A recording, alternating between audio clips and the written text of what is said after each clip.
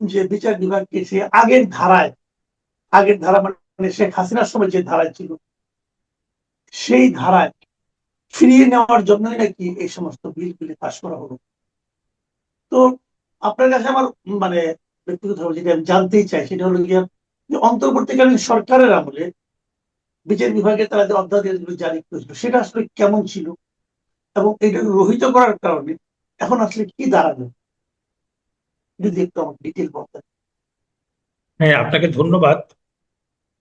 বিষয়টা হয়েছে যে আমাদের এই বিচার বিভাগের এই বিষয়টা বোঝার জন্য প্রথমে যেটা দরকার সেটা হচ্ছে যে আপনার একটা রাষ্ট্র পরিচালিত হয়, রাষ্ট্র মানে একটা সরকার দ্বারা পরিচালিত হয়।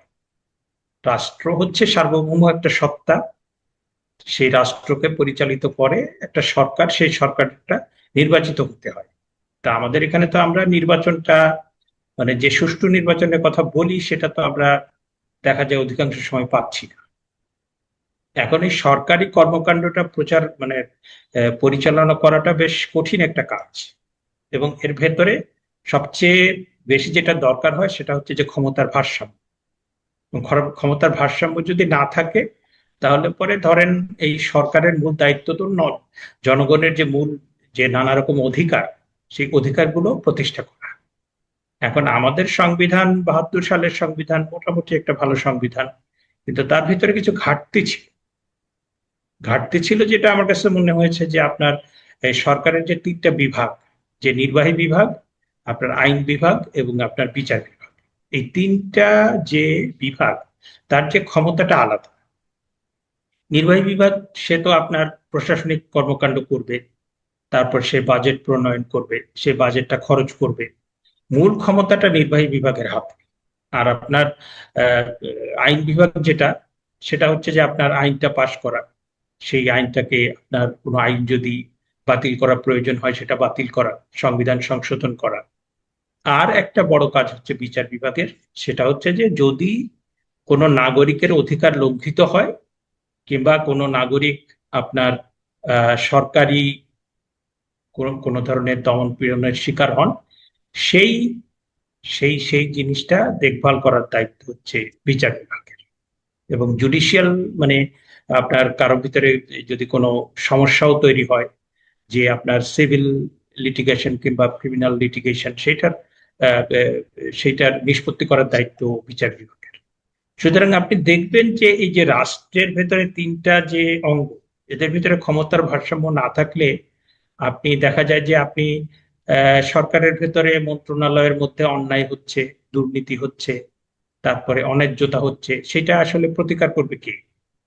তারপর ধরেন যে সরকার যদি আপনার বিরোধী দলকে আপনার নানা রকম মিথ্যা মামলা দিয়ে তাদেরকে শত শত যে আহ, বিরোধী দলের নেতা কর্মী তাদেরকে জেলের মধ্যে আটকে রাখে, সেটার প্রতিকার কে করবে? এইখানে কিন্তু বিচার বিভাগের একটা বড় দায়িত্ব। এবং এই বিচার বিভাগ আপনার সরকারের, এবং আপনি দেখবেন যে মার্কিন যুক্তরাষ্ট্রে কিংবা ইউকেতে ফ্রান্সে সেটা দীর্ঘদিন ধরে গড়ে উঠেছে। এবং সেটা যদি না থাকে, এবং আজকে যেটা অভিযোগ করা হচ্ছে বিএনপির বিরুদ্ধে, এটা আসলে বিএনপির বিরুদ্ধে না, এটা আমরা দীর্ঘদিন ধরে দেখেছি। হ্যাঁ, আপনার আমাদের এখানে তো ৭৫ সাল পর্যন্ত চলে গেল, একদম আমরা ৭১ সালে মানে ৭২ সালে নতুন সরকার কর্মকাণ্ড শুরু করার পরে একটা যুদ্ধ বিধ্বস্ত দেশ। ৭৫ সালে বঙ্গবন্ধু মারা গেলেন, তারপরে তো দুইটা সামরিক শাসন পর পর। ৯১ সাল থেকে আমরা মোটামুটি দেখেছি যে এই মানে প্রেসিডেন্সিয়াল ফর্ম অফ গভর্নমেন্ট থেকে আমরা পার্লামেন্টারি ফর্ম অফ গভর্নমেন্টে প্রত্যাবর্তন করলাম ৯২ সালে, ৯১ সালে। এবং তখন থেকেই কিন্তু আমরা এই নতুন চর্চাটায় চলে আসলাম। এই চর্চাটার মধ্যে আমরা গিয়ে দেখলাম যে অধিকাংশ ক্ষমতা আপনার নির্বাহী বিভাগের হাতে, এবং আরো সুনির্দিষ্ট করে বললে প্রধানমন্ত্রীর হাতে। কারণ এখানে আপনার যেটা বলা হয়েছে সংবিধানে, মানে রাষ্ট্রপতি আমাদের মতো মানে পার্লামেন্টারি ফর্ম অফ গভর্নমেন্ট, এখানে রাষ্ট্রপতি নামে মাত্র প্রধান। উনার কাজ হচ্ছে একটা হচ্ছে সংখ্যাগরিষ্ঠ দলের যে নেতা তাকে প্রধানমন্ত্রী নিয়োগ করা, আর হচ্ছে প্রধান বিচারপতি নিয়োগ করা। এর বাইরে সবকিছু তিনি করেন প্রধানমন্ত্রীর পরামর্শ হচ্ছে। তো সেইটা যদি হয় তাহলে পরে এখানে প্রধানমন্ত্রীর নিরঙ্কুশ একটা প্রাধান্য প্রতিষ্ঠিত হয়। তো তো সেইটা সত্যি, সেটা কোনো একটা বিশেষ দলের বিরুদ্ধে না, সেটা সবাই করেছে। আমাদের এখানে যে দ্বিদলীয় ব্যবস্থা গড়ে ওঠার মানে একটা প্রক্রিয়া চলছিল, সেটা বাধাগ্রস্ত হয়েছে তত্ত্বাবধায়ক সরকার না থাকার ফলে। এবং সেখানে কিন্তু এই যে আপনার মানে এই নির্বাহী বিভাগের যে প্রাধান্য এবং আপনার প্রধানমন্ত্রীর যে প্রাধান্য, সেই সেই জিনিসটা কিন্তু আপনার সংস্কার প্রক্রিয়ার মধ্য দিয়ে অন্তর্বর্তী সরকার যে কটা ভালো কাজ করেছেন তার ভিতরে এই দুটো অধ্যাদেশ আমরা বলতে পারি যে এটা ভালো হয়েছে। যে আপনার সুপ্রিম কোর্টের একটা সচিবালয় প্রতিষ্ঠা, এটা একটা অধ্যাদেশ ছিল। আর আরেকটা অধ্যাদেশ ছিল আপনার সুপ্রিম কোর্টের বিচারকদের নিয়োগ সংক্রান্ত কোনো নীতিমালা ছিল না সেটার ব্যাপারে। তো সেটা হলে তো আমরা মনে করি যে খারাপ কিছু হতো না। সেটা সেটা বর্তমান সরকার সেটাকে অব্যাহত রেখে তারা সংস্কার প্রক্রিয়াকেও এগিয়ে নিতে পারতেন। আবার ক্ষমতার যে ভারসাম্যের কথা আমরা বলি, রাষ্ট্রীয় সংস্কারের কথা বলি, সেটাও কিন্তু তারা ইতিবাচকভাবে সামনে নিয়ে যেতে পারতেন। জি, কিন্তু এখন যেটা হলো যে চেঞ্জটা যেটা হলো, এই চেঞ্জটা কি কেমন হলো? এই চেঞ্জটা নিয়ে তো বিরোধী দলগুলো খুব আপত্তি করছে, এবং সরকারি দল অবশ্য বলছে যে এটা নিয়ে আরো প্রচুর যাচাই বাছাইয়ের ব্যাপার আছে। এখন যাচাই বাছাইয়ের ব্যাপারগুলো প্রশ্নটা উঠে তখন যখন নাকি যে অধ্যাদেশটা করা হয়েছিল সেখানে যদি কোনো ভুল অথবা বড় কোনো ফাঁক থেকে থাকে, তাহলে আপনি যাচাই বাছাই করতে পারেন। এখন এটা যাচাই বাছাই বলতে আপনি ঠিক কি, আপনি কি মানে, যেহেতু আমার ধারণা আপনি ওটা পড়েছেন অধ্যাদেশটা, সেখানে কি যাচাই বাছাই করার মতো তেমন কিছু ছিল আপনার কাছে মনে হয়?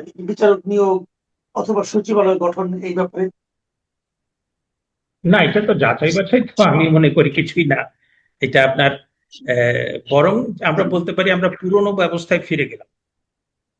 আপনার সাবেক প্রধানমন্ত্রী শেখ হাসিনার সময় যেটা হয়েছিল যে তখন আমরা বেশ কয়েকজনের মুখে নতুন বন্দোবস্তের কথা শুনেছি, এবং 5ই আগস্টের পরেও নতুন বন্দোবস্তের কথা শুনেছি। তো যারা নতুন বন্দোবস্তের কথা বললেন, নতুন বন্দোবস্তটা কি সেটা আমাদের সামনে পরিষ্কার করতে পারলেন না। বরং তারা যে সমস্ত নজির উপস্থাপন করলেন সেটা পুরাতন বন্দোবস্তের চেয়েও খারাপ। হ্যাঁ, বিভিন্ন ক্ষেত্রে আমরা মবের যে রাজত্ব দেখলাম, আইন শৃঙ্খলার যে ঘাটতি দেখলাম, নতুন কোনো কর্মসংস্থান নাই, তারপরে নতুন কোনো ইনভেস্টমেন্ট নাই। আমরা যেটা দেখলাম তাতে করে মানে আমার বাংলাদেশটা যেভাবে যতটুকু এগিয়েছিল সেটা আরো পিছিয়ে গেল। এখন আমি যেটা বুঝি যে এতদিন পর্যন্ত যেটা ছিল সেখানেই আমরা ফিরে গেলাম। মানে 91 সালের পর থেকে আমাদের যে আপনার তিনটা আপনার বিচার বিভাগের যে ক্ষমতাটা ছিল, তারপরে আপনার নির্বাহী বিভাগের যে ক্ষমতাটা ছিল, আইন বিভাগের যে ক্ষমতাটা ছিল, ওই জায়গাতে আবার ফেরত গেলাম। এটা যদি হতো তাতে করে বিচার বিভাগের ক্ষমতাটা বাড়তো। ক্ষমতাটা বাড়তো একটা হচ্ছে যে আপনার এতদিন ধরে যে আপনার অভিযোগটা ছিল যে নিম্ন আদালত আপনার ওই ম্যাজিস্ট্রেট আদালত থেকে আপনার জেলা জজ আদালত পর্যন্ত যে লেয়ার গুলো, স্তরগুলো, সেটাকে আমরা নিম্ন আদালত বলি। এবং এই আদালতগুলোর যে বিচারক তাদের যে আপনার নিয়োগ, তারপর নিয়োগ তো না, আপনার প্রমোশন, তাদের পদোন্নতি, অন্যান্য সুযোগ সুবিধা, সেটা আইন মন্ত্রণালয় থেকে আপনার পরিচালনা করা হয়, নির্ধারিত হয়। সুতরাং আইন মন্ত্রণালয় যদি সেটা করে তাহলে পরে সেটা আপনার নিম্ন আদালতের বিচারকদের সবকিছু থাকে আইন মন্ত্রণালয়ের নিয়ন্ত্রণে। তখন কিন্তু ওই নিম্ন আদালত কিন্তু মানে তাদের স্বাধীনতা অনুযায়ী কাজ করতে পারে। তখন কিন্তু আমরা বিচার বিভাগকে স্বাধীন বলতে পারি না। কারণ এই যে ধরেন যে নানা রকম ক্ষেত্রে আমরা যে দেখি যে যে সমস্ত ক্ষেত্রে এটা আগেও হয়েছে, মানে সব সরকারের আমলেই হয়েছে, যে সরকারের যারা বিরোধী তাদেরকে গ্রেপ্তার করা হবে, গ্রেপ্তার করে তাদেরকে মিথ্যা মামলা দেওয়া হবে, তাদেরকে জেলে রাখা হবে, তারপরে আবার সরকারের ইচ্ছে মতো ছাড়া হবে। এইটার মূল কারণেই আপনার বিচার বিভাগের স্বাধীনতা না থাকা। হ্যাঁ, এবং এই ক্ষমতাটা কেউ হারাতে চায় না, যেই সরকারে যাক। হ্যাঁ, কারণ এই অন্তর্বর্তী সরকারও কিন্তু এটা যথেচ্ছভাবে করেছে, এবং তারা যে অধ্যাদেশটা করেছে সেটার কিন্তু আমরা প্রয়োগ কিন্তু আমরা দেখি না। হ্যাঁ, এটা তো আপনার, কারণ যেহেতু পার্লামেন্ট ছিল না সেহেতু সেটাকে আইন করে প্রয়োগ করতে হবে, কিন্তু তারা নিজেরাও কিন্তু এই যে ধরেন আমি, আনিস আলমগীর ভাই, তারপরে মঞ্জুরুল আলম পান্না, তারপরে আবু আলম শহীদ খান, আমরা তো জেল খেটে আসলাম। তা আমাদের যে মামলাটা দিল সেটা তো মিথ্যা মামলা। তো এই যে ক্ষমতাটা, যে আপনার যদি আপনি কোনো একটা কথার এবং আমি এখানে একটা থামাই, এখানে আনিস আলমগীর কিন্তু সরাসরি অভিযোগ করেছেন।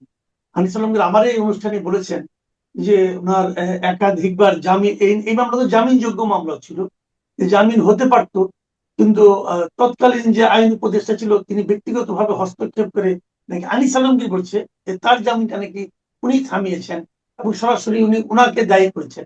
তো এই যে দায়ী করার সুযোগটা কোত্থেকে আসে? দায়ী করার সুযোগটা আসে ওইখান থেকেই যে নিম্ন আদালতের উপর সরকারের একটা প্রভাব থাকে। এখন সরকারের ওই সংশ্লিষ্ট মন্ত্রী প্রভাবটা খাটিয়েছেন কি খাটাননি সেটা অন্য প্রসঙ্গ। যদি প্রভাবটা থাকে তাহলে কিন্তু সন্দেহটা থাকে, যে সন্দেহটা আনিস আলমগীর করেছেন। তো ওই আপনি যে কথাটা বললেন যে তারা অধ্যাদেশ করেছেন, কিন্তু সেই অধ্যাদেশের প্রয়োগ তারা খুব বেশি একটা করেছেন তেমন কিন্তু মনে হয় না, যেটা নাকি যার ভুক্তভোগী আপনারা হয়েছেন। না, অধ্যাদেশটা তো আপনার প্রয়োগ, মানে তারা যেহেতু অন্তর্বর্তী সরকার এবং তারা যে অধ্যাদেশটা করেছেন সেটা আপনার একটা সংসদে তো এসে সেটা পাশ হতে হবে। হ্যাঁ, তারা করেছেন ঠিকই।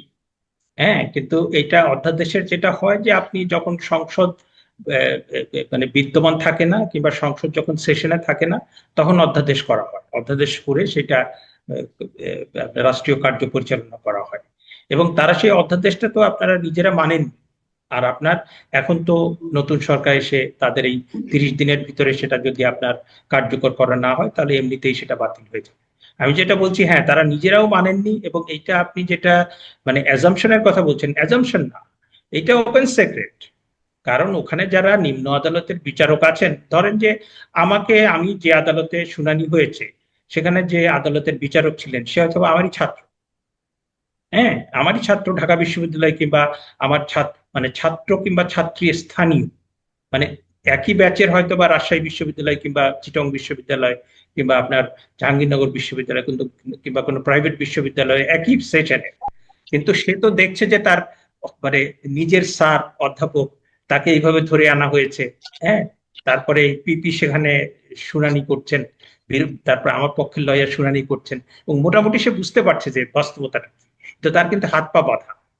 হ্যাঁ, যতদিন পর্যন্ত ওই যে আপনার আইন মন্ত্রণালয়ের কাছে তাদের ওই যে পদোন্নতি, তারপর তাদের সমস্ত কিছু শৃঙ্খলা বদলি। সবকিছু থাকবে, ততদিন পর্যন্ত এগুলো স্বাধীনভাবে কেউ করতে পারবে না। এটা সব সরকারের আমলেই সত্যি, শুধু এই সরকার। এবং এই যে আপনার ক্ষমতাটা, এটা অনেক বড় ক্ষমতা।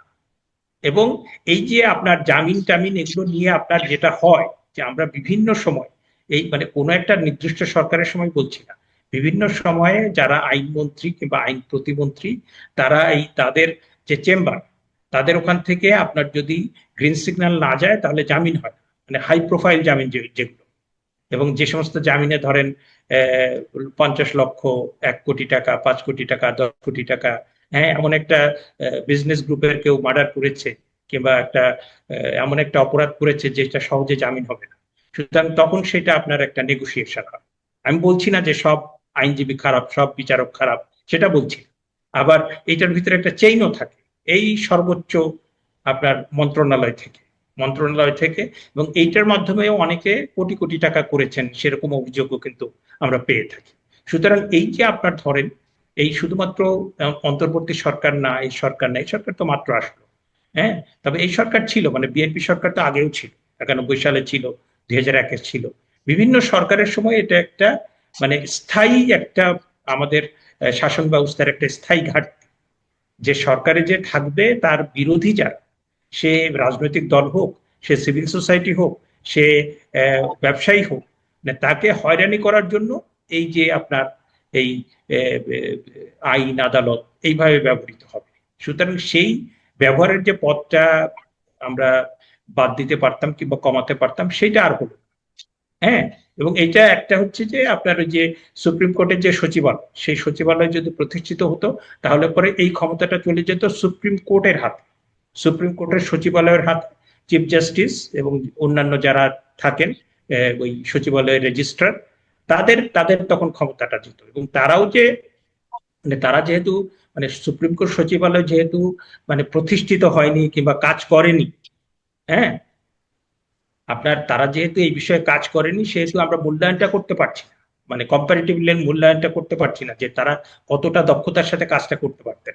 তারা যে 100% মানে বিশুদ্ধ হয়ে যেতেন তাও কিন্তু না, কারণ সেটাও কিন্তু প্র্যাকটিসের মধ্য দিয়ে গিয়ে আমাদের দেখতে হতো যে তারা কতটা দক্ষতার সাথে কাজ করতে পারেন, এবং তাদের মাধ্যমে তাদেরকেও তো ধরেন যে সুপ্রিম কোর্টেরকে যে নিয়ন্ত্রণ করা যাবে না তাও তো না, কারণ আমরা তো এর আগেও দেখেছি অ্যাটর্নি জেনারেল তারপরে নানাভাবে আপনার সুপ্রিম কোর্টকেও নিয়ন্ত্রণ করার চেষ্টা হয়।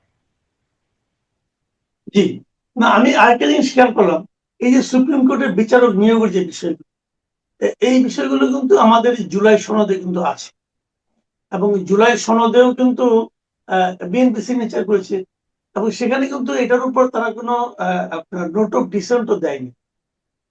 তো তারপর আবার এখানে দেখলাম যে এই ঘটনাটা ঘটে। আমরা দেখেছি আগের আমরা যেটা বললাম, আপনি যেটা বললেন যে এটা আপনার বাতিল হয়ে যাওয়া মানের উপর এসে পড়লো। জনাব মাননীয় প্রধানমন্ত্রী এটা ভুল রাজনৈতিক সিদ্ধান্ত নিয়েছে। আওয়ামী লীগ একই রাজনৈতিক ভুল করেছিল, এতে করে অদূর ভবিষ্যতে বিএনপিও যে নিষিদ্ধের কবলে পড়বে না তা বলা যাবে না। বিএনপির উচিত ছিল এই দোষটা এড়িয়ে চলা। প্রধানমন্ত্রীর একজন উপদেষ্টার বুদ্ধিতে এই কর্মটি করা হয়েছে। আপনি যেভাবে লিখেছেন ভাই, এতে মনে হচ্ছে আপনি অনেক ভেতরের খবর রাখেন। প্রধানমন্ত্রীর কোন উপদেষ্টার বুদ্ধিতে এই কাজটা করা হয়েছে সেটা যদি আপনি একটু ইঙ্গিত আমাদেরকে দিতেন, তাহলে হয়তো আমরা সেটা মানুষের সঙ্গে শেয়ার করতে পারতাম।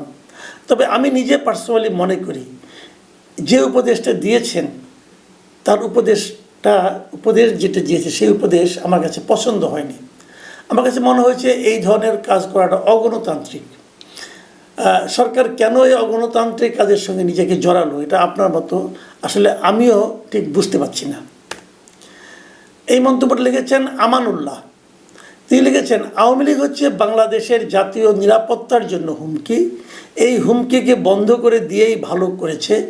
বাংলাদেশের শান্তিপ্রিয় জনগণ গুম, খুন, বিচার বহির্ভূত হত্যা এবং ভোটাধিকার হরণ আর দেখতে চায় না। আপনার শেষ কথাটার সঙ্গে আমি একমত, আসলেই মানুষ এগুলো আর দেখতে চায় না। কিন্তু মিস্টার আনোয়ারুল্লাহ, আমার কথা হলো কি যে আওয়ামী লীগকে নিষিদ্ধ করে দিলে এই সবগুলি যে একদম শেষ হয়ে যাবে এই গ্যারান্টি আপনি দিতে পারবেন? অথবা আরও একটা কথা বলি, যখন আওয়ামী লীগ ক্ষমতায় ছিল না তখন কি এগুলির কিছুই হয়নি? খুন, বিচার বহির্ভূত হত্যাকাণ্ড হয়নি? ভোটাধিকার হরণ হয়নি এই দেশে? সবই তো হয়েছে। কাজে এগুলোর জন্য আপনি যদি এককভাবে আওয়ামী লীগকে দায়ী করেন, সেটাও আমার কাছে মনে হয় খুবই অতি সরলীকৃত, অথবা কোনো নির্দিষ্ট রাজনৈতিক মতাদর্শ দ্বারা প্রভাবিত বক্তব্য, এটা আমার মনে হয়। যা হোক, আপনার মন্তব্যের জন্য আপনাকে অনেক ধন্যবাদ। এরপরে মন্তব্যটা লিখেছেন আমির হুসাইন। তিনি লিখেছেন বাংলাদেশের মানুষ ম্যান্ডেট দিয়ে যে সকল সংসদ সদস্যদের সংসদে পাঠিয়েছি, সেই সকল সংসদ সদস্যদের 100% সম্মতিক্রমে যে ঐতিহাসিক বিল পাশ হয়েছে, সেই বিল নিয়ে আপনার মাথা ব্যথা প্রমাণ করে আপনি মাসুদ কামাল একজন ষড়যন্ত্রকারী, বুদ্ধি প্রতিবন্ধী, দেশদ্রোহী এবং উচ্চ ফলনশীল মুদি দোকানের বীজ। মিস্টার আমির হোসেন, আমি একই সঙ্গে এত কিছু, যদি ষড়যন্ত্রকারী হয়ে যদি ধরা যাক, আপনি বলেছেন একবার ষড়যন্ত্রকারী, একবার বুদ্ধি প্রতিবন্ধী, একবার দেশদ্রোহী। আমি যদি বুদ্ধি প্রতিবন্ধী হই, তো বুদ্ধি প্রতিবন্ধীর পক্ষে গিয়ে ষড়যন্ত্রকারী হওয়া সম্ভব? বলেন। যাই হোক, আপনি বলেছেন, কিন্তু বিষয়টা আমি আপনাকে বলি, 100% জনপ্রতিনিধি যে ম্যান্ডেটটা পাশ করেছে, সেটা যদি মানে ওটা নিয়ে যদি সমালোচনা করা যাবে না এমন কথা কিন্তু কেউ বলেনি। সবাই বলল, যেমন ধরুন আপনি এখন কি হয়েছে, 70% লোক তো হাঁ ভোট দিয়েছে, তারপর সেটা নিয়ে সমালোচনা হচ্ছে না? হচ্ছে তো। সেটাকে তো এই হাঁ ভোটকে তো অবৈধই বলে দিল এই গভর্নমেন্ট, তো এই সংসদ। তাহলে কি বলবেন? সবসময় শতাংশটা জরুরি না ভাই, অনেক সময় জরুরি, আমি অস্বীকার করি না, কিন্তু যে কোনো বিষয় নিয়ে সবাই মিলে রাজি হলো, তারপরে সেটা নিয়ে আলোচনা করা যেতে পারে। এই আলোচনা মানে কিন্তু বিরোধিতা না। আপনি যখন আলোচনা করবেন, সেই আলোচনাটা তাদের মধ্যেও দ্বিতীয় অথবা তৃতীয় আরেকটা চিন্তার জন্ম দিতে পারে। আলোচনা সবসময় ভালো। আলোচনা করলেই তাকে গালাগাল করতে হবে, তাকে উচ্চ ফলনশীল মুদি দোকানের বীজ বলতে হবে, এগুলোর উপরে কোনো লাভ নেই। কারণ এই যে আপনি কথাগুলি বললেন, কী লাভ হলো বলেন? এই কথাগুলি কে বললো? আমির হোসেন সাহেব বললো। তো আমির হোসেন সাহেব সম্পর্কে মানুষের ধারণাটা কী দাঁড়ালো? আবার দেখেন, আপনার মতামত কিন্তু আমি পড়লাম এই কারণে যে আপনি আমাকে যে সমস্ত অ্যাডজেক্টিভ দ্বারা ভূষিত করেছেন, সেগুলো যে যথাযথ নয় এটা কিন্তু আমি পড়ার কারণেই আপনি বুঝতে পারলেন, লোকেও বুঝলো। এই যে আমার মনে হয় গালাগালিটা করা জরুরি না, আপনি সমালোচনা করতেই পারেন, আমার কোনো সমস্যা নেই। MG শাব্বির লিখেছেন, বিএনপি মিষ্টি কথা বলে আওয়ামী লীগের ভোট নিয়ে ক্ষমতায় এসে আওয়ামী লীগ নিষিদ্ধ করে দিল। আওয়ামী লীগের লোকেরা এত বোকা। মনিরুল ইসলাম লিখেছেন, আপনারা আওয়ামী লীগকে দোষারোপ করেন 17 বছর বিএনপির উপর অত্যাচার নির্যাতন করেছে। কেন করেছে এটা বলেন না। বলেন না 2001 থেকে 2006 সাল পর্যন্ত আওয়ামী লীগের উপর হত্যা নির্যাতন চালিয়েছিল। 2004 সালে 21শে আগস্ট শেখ হাসিনাকে গ্রেনেড হামলা করে হত্যা করতে চেয়েছিল এবং বহু আওয়ামী লীগ নেতাকর্মীকে হত্যা ও আহত করেছিল, কিন্তু কোনো বিচার পায়নি। হাজার হাজার আওয়ামী লীগ নেতাকর্মীকে মিথ্যা মামলা করেছিল এবং অনেক বড় বড় নেতাকে হত্যা করেছিল। তাই বিগত 17 বছরে প্রতিশোধ নিয়েছিল, এখন আবার হামলা মামলা ও নির্যাতন শুরু করেছে। এইভাবে চলতে থাকলে দেশে শান্তি আসবে না। আপনার শেষ কথাটার সঙ্গে আমি একমত যে এইভাবে চলতে থাকলে দেশে শান্তি আসবে না। কিন্তু আগে যে কথাগুলি বললেন যে আওয়ামী লীগের উপর বিএনপি কী কী অত্যাচার করেছিল, কী কী টর্চার করেছিল, কী কী ষড়যন্ত্র করেছিল, সেগুলো যদি সবও সত্যি হয়, অনেকগুলো নিয়ে বিতর্ক আছে, ধরে নিলাম সবই সত্য, তারপরেও কিন্তু প্রতিশোধের যে রাজনীতিটা, এটা করাটা কিন্তু আমরা সমর্থন করি না। আপনি মনে করতে পারবেন বেগম খালেদা জিয়া বিএনপির যিনি চেয়ারপারসন ছিলেন মৃত্যুর আগের দিন পর্যন্ত, তিনি কিন্তু বলেছিলেন তিনি প্রতিহিংসার কোনো রাজনীতি করবেন না। এই জিনিসটা মাথায় রাখবেন, কারণ একটা প্রতিশোধ এবং প্রতিহিংসা পরায়ণ আচরণ আরেকটা প্রতিশোধ এবং প্রতিহিংসা পরায়ণ আচরণকে ইনভাইট করে, আমন্ত্রণ করে। আজকে ওনারা যেটা করেছেন যে আপনি তার প্রতি প্রতিশোধ নেন, তাহলে আপনারা যখন থাকবেন না অথবা যখন অন্যরা ক্ষমতায় আসবে তখন তারাও কিন্তু প্রতিশোধ দেবে। এই প্রতিশোধের রাজনীতি আলটিমেটলি দেশকে পিছিয়ে দেবে। এই কথাটাই আমি আসলে বলতে চেয়েছি। লীল মিয়া লিখেছেন, কামাল ভাই আপনাকে অনেক ভালোবাসি, তবে শান্ত দেশটাকে আওয়ামী লীগের দালালি করে অশান্তি করবেন না, দেশকে অস্থিতিশীল করার চেষ্টা করবেন না। আপনাকে আমি একটা কথা বলি ভাই, 1 নম্বর কথা হলো আমি আওয়ামী লীগের দালালি করিনি। আমি যে কথাটা বলেছি সে কথাটা দেখেন, আওয়ামী লীগের দালালি কী হয়েছে আমি একটা কথা বলি আপনাকে। দেখেন নেপালের কথা ভাবেন, নেপালে যারা ক্ষমতায় ছিল, এই যে ওলি সাহেব যে ক্ষমতায় ছিলেন, উনি যে ক্ষমতার থেকে সরে গেলেন, ওনাকে কিন্তু নেপাল সরকার, অন্তর্বর্তীকালীন সরকার তাকে কিন্তু নিষিদ্ধ করেনি, তাকে রাজনীতি করতে দিয়েছে, তাকে ভোট চাইতে জনগণের কাছে যেতে দিয়েছে। ওই ভদ্রলোক ভোটও করেছেন এবং হেরেছেন, এবং নির্মমভাবে হেরেছেন। ওনার জীবনে কোনোদিন এভাবে পরাজিত হননি। এই যে পরাজয়টা কে সিদ্ধান্ত দিল? জনগণ দিল। তো জনগণকে যদি আপনি সিদ্ধান্তটা দেওয়ার সুযোগ দেন, জনগণ কিন্তু ঠিকই সিদ্ধান্ত দিয়ে দেয়। কিন্তু আপনি যদি জনগণকে সেই সিদ্ধান্ত নেওয়ার সুযোগ না দিয়ে আপনি নিজেই সিদ্ধান্ত নেন, তখন সেটা কিন্তু বরঞ্চ ওই দলের প্রতি সাধারণ মানুষের সিম্প্যাথিটাই বাড়িয়ে দেয়। আমি তো মনে করি আওয়ামী লীগকে নিষিদ্ধ করে ডক্টর ইউনূস আওয়ামী লীগের 1 দফা উপকার করেছে, এবং এখন বিএনপি এই কাজটা আবার আইন করে আরেক দফা আওয়ামী লীগের উপকার করেছে। কাজে আওয়ামী লীগের যদি কেউ দালালি করে থাকে তাহলে ওনারা করেছেন, আমি করছি না। আমি বরং বলেছি সেটা হলো এই দায়িত্বটা আপনারা জনগণের হাতে ছেড়ে দেন। জনগণ সিদ্ধান্ত নেবে কী করা উচিত কী করা উচিত না, এবং সেটা করলেই হতো প্রকৃত আওয়ামী লীগের জন্য প্রকৃত শাস্তিটা জনগণ দিতে পারত। কিন্তু যখন জনগণের কাজটা আপনি করে ফেললেন তখন কিন্তু জনগণ আপনার উপর হ্যাপি হলো না, বরং ওই নির্যাতিত দলের প্রতি তাদের মধ্যে এক ধরনের সহানুভূতি জন্ম নিল। রিমন জাহিদ লিখেছেন, এত আওয়ামী করিয়েন না। আপনি যে আওয়ামী লীগের রাজনীতি নিয়ে কথা বলছেন, তো আওয়ামী লীগের সাথে কি আপনি কথা বলেছেন যে আওয়ামী লীগ কি আসলে রাজনীতি করতে চায় নাকি? কারণ আওয়ামী লীগ রাজনীতি করতে চায় না, তারা হাসিনার অধীনে ডাইরেক্ট ক্ষমতায় এসে সবাইকে শাস্তি দিতে চায়। এ পর্যন্ত তাদের কথায় খারাপ ছাড়া ভালো কিছু নাই। দেখেন মিস্টার রিমন জাহিদ, আপনাকে একটা কথা বলি, আপনার কথা ঠিক।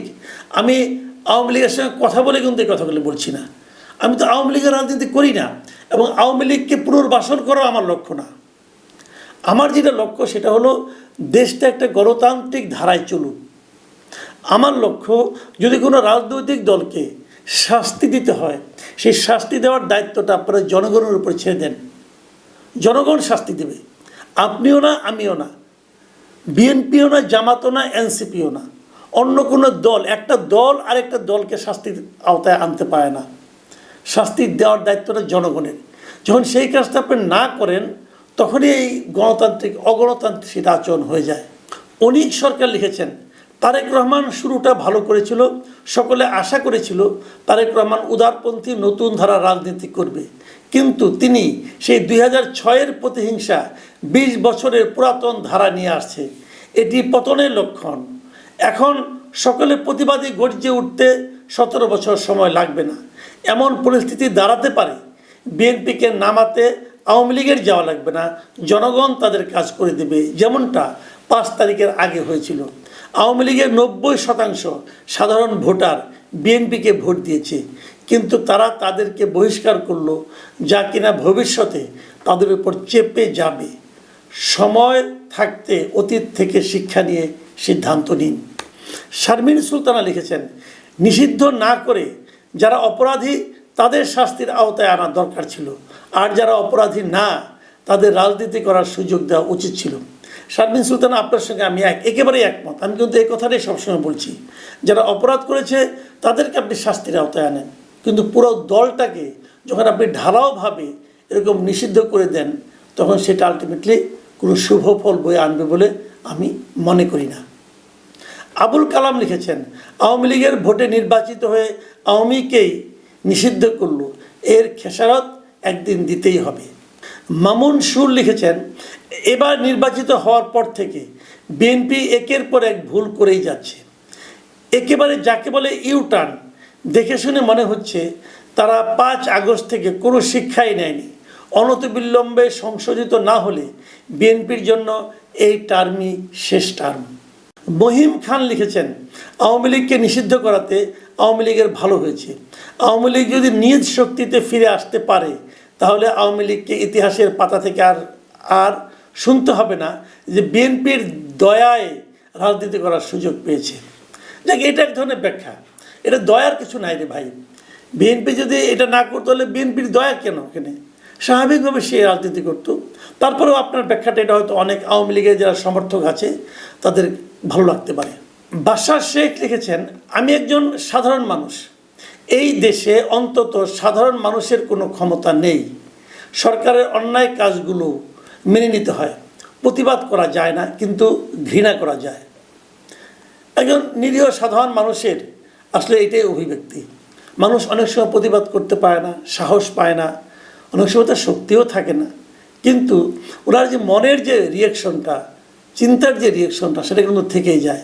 কাউকে ভালোবাসে, কাউকে ঘৃণা করে, এবং এই সম্মিলিত যে চিন্তাটা, সম্মিলিত ভালোবাসা কোনো একটা দলকে বিজয়ী করে, সম্মিলিত ঘৃণা কোনো একটা দলকে পরাজিত করে। যদি এই জিনিসগুলো রাজনৈতিক দলগুলো যদি মনে রাখে, তাহলে সেটা তাদের জন্য ভালো হয়, দেশের জন্য ভালো হয়। এটাই শেষ মন্তব্য পড়ছি। ডিজে রসিন লিখেছেন, আসিফ নজরুলের মতো আপনাকেও 6 মাসের জন্য কোনো একটা মন্ত্রণালয়ের মন্ত্রী করা দরকার, তাহলে আপনার সকল যুক্তি লোপ পেয়ে যাবে। এটা আপনি মোটামুটি ঠিকই বলেছেন। ঠিকই বলেছেন এই কারণে যে যখন কেউ একজন যায় কোনো একটা মন্ত্রণালয়ের মন্ত্রী হয়ে যায়, তখন সে কিন্তু সরকারের পার্ট হয়ে যায়। তখন সে তার যুক্তি দিয়ে যদি দেখে যে সরকারের কোনো একটা কাজ ভালো হচ্ছে না, তখন যেহেতু সে সরকারের অংশ, তার পক্ষে চাইলেও কিন্তু সেটা সমালোচনা করার সম্ভব হয় না। তার সমস্ত যুক্তি আসলে তখন থেমে যায়। কিন্তু তারপরেও তিনি কিন্তু নিজের কাজটা করতে পারেন। ওনার যে নিজের যে মন্ত্রণালয় আছে, সেই মন্ত্রণালয় তো উনি ভালো কাজ করে দেখাতে পারেন যে অন্যরা পারেনি, কিন্তু আমি তো যুক্তিগ্রাহ্য কাজ করেছি। কাজেই ক্ষমতায় দায়িত্ব নেওয়ার পর ওনার মধ্যে আর কোনো যৌক্তিক কর্মকাণ্ড থাকবে না। এই যে যুক্তিটা আপনি দিলেন, এটা ঠিক না। আপনি যে আসিফ নজরুলের উদাহরণ দিলেন, আসিফ নজরুল যদি ওনার মন্ত্রণালয়টা ঠিকঠাক মতো চালাতে পারতেন, তাহলে তো ওনার কোনো বাড়তি বদনাম হতো না। তো উনি সেটাও পারেননি। ওনার বিরুদ্ধে এখন দুর্নীতির অভিযোগ